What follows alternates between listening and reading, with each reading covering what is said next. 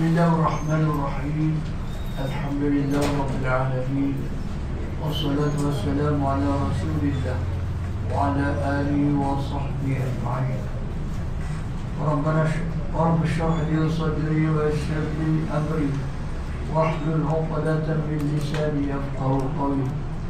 Rabbana iftah bainana wa baina qawmina bil haqq wa anta khairul fatihin. Allahu khairun hafizah wa huwa arhamur rahimin. Alhamdulillah, kita ucap syukur kepada Allah SWT kerana Allah SWT telah memberi peluang lagi pada kita untuk sama-sama menghidupkan malam di bulan Ramadan ini. Mudah-mudahan kita akan berterusan diberi peluang oleh Allah SWT dan diberi rezeki juga oleh Allah SWT, di mana kita dapat beramal dengan baik, sempurna dan berlipat kali ganda lagi, terutamanya dalam Lailatul Qadar nanti. Untuk tazkirah pada malam ini, suka saya sebut tentang matlamat Allah SWT memfardukan ibadat puasa ni pada kita. Setiap benda kita ada matlamat dia, ada tujuan dia yang hendak dicapai. Dalam ibadat puasa ini, di antara matlamat yang diingini oleh Allah SWT supaya kita tercapai ialah sifat taqwa. Ya ayyuhalladzina amanu kutiba alaikumus shiyam kama kutiba alal ladzina min qablikum la'allakum tattaqun. Wahai orang-orang yang beriman, diwajibkan ke atas kamu puasa sebagaimana telah diwajibkan puasa ini pada umat-umat yang terdahulu, umat-umat Nabi terdahulu. Tujuannya la'allakum tattaqun, mudah-mudahan kamu beroleh takwa. Mudah-mudahan dengan ibadat puasa kita ini akan melahirkan sifat takwa, bertambah sifat takwa kita. Kerana sifat takwa inilah yang telah disebut oleh Allah SWT orang yang layak masuk syurga. Syurga tu kata wa'iddat lil muttaqin. Syurga ni disediakan bagi orang-orang yang bertakwa. Tuhan tak sebut syurga bagi orang Islam, tapi Tuhan sebut syurga ni disediakan wa'iddat lil muttaqin, bagi orang-orang yang bertakwa. Jadi kita harapkan daripada ibadat puasa ini akan lahir sifat takwa. Kerana puasa ini kesan dia kalau kita lihat akan berubah perangai kita. Bila tiba selepas puasa, perangai kita akan berubah, berbeza daripada sebelumnya.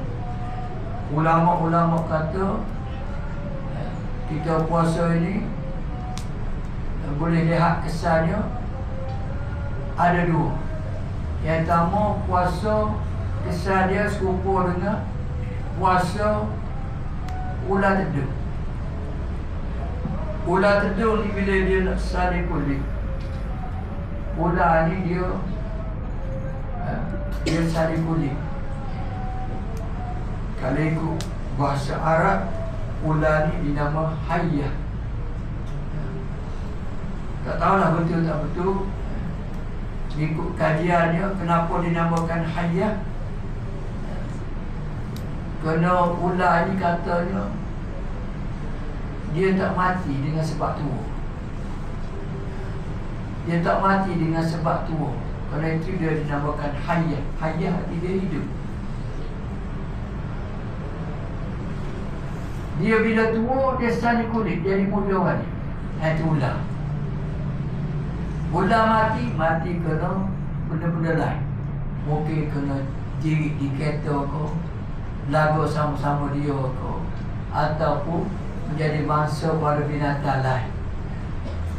Tapi dengan sabit tua kata je lah, bukan hadis, kata kajian lah. Dengan sebab tua dia tak mati. Bila tua dia saling kulit. Jadi ada ulama kata ada puasa manusia ni puasa 10 bulan. Dia saling kulit. Ulat di dunia nak saling kulit ni dia puasa. Masa nak saling kulit tu dia puasa, dia tak makan. Dia tak makan, berapa hari dia tak makan. Sehingga kulit dia lokok, dia akan pergi selit mana-mana. Dia akan pergi selit celah-celah pokok ko, celah-celah apa ni, naku rumah kita ko, dia pergi selit situ. Bila rapat apa ni tubuh dia dengan tempat dia selit tu, maka kulit dia tu akan lokok cabut. Lepas cabut kulit tu, barulah dia makan semula, berhenti puasa. Jadi ulama kata ada orang puasa sempurna puasa ular. Pasal sempurna puasa ular, kerana dia ular ni dalam puasa jauh lah, jauh dia. Dia jaga titik teni juga, tak makan tak minum juga. Tapi bila habis puasa, ular tu akan balik asal. Kalau ular teduh sedar ni, pakai situ, dia tak bubuh, dia balik asal. Ada ulama pula kata ada orang puasa supaya puasa ulat bulu. Puasa sumpah dengan puasa ulat bulu. Macam mana puasa ulat bulu? Ulat bulu ni, masa dia ulat bulu tu, pakat geligi membakar tak. Tapi bila dia start puasa, ulat bulu ni, dia start puasa bila dia jadi kepompong. Ulat bulu sampai satu peringkat dia jadi kepompong. Dalam masa jadi kepompong tu dia puasa. Dia tak berayak mana lah, puasa macam tu. Lepas habis puasa, kepompong dia tu pecah, dia tubik ramu-ramu, dia tubik benda hak naik, dia tubik benda hak comel. Orang pakat kena belakang ramu-ramu ni. Kalau kita tengok kadang-kadang ada apa ni, macam buat frame untuk ramu-ramu dalam tu, buat perhiasan. Masa apa comel? Asal ramu-ramu ni budak bulu. Tapi bila dia puasa, habis puasa bubuh, jadi comel. Begitu juga manusia, ada manusia dia puasa dia ni puasa ulat bulu. Lepas puasa dia bubuh jadi comel. Jadi kita tanyalah kita ni, nak puasa sekolah ke, nak puasa sekolah, kalau nak jadi ramu-ramu. Itu kita balik fikir nilai diri kita. Kita dah puasa banyak tahun dah kita puasa. Perangai kita bubuh lagu mana? Kau tak bubuh. Kalau tak bubuh, mana supaya puasa ular. Kalau bubuh maknanya puasa supaya ulat bulu nak jadi ramu-ramu.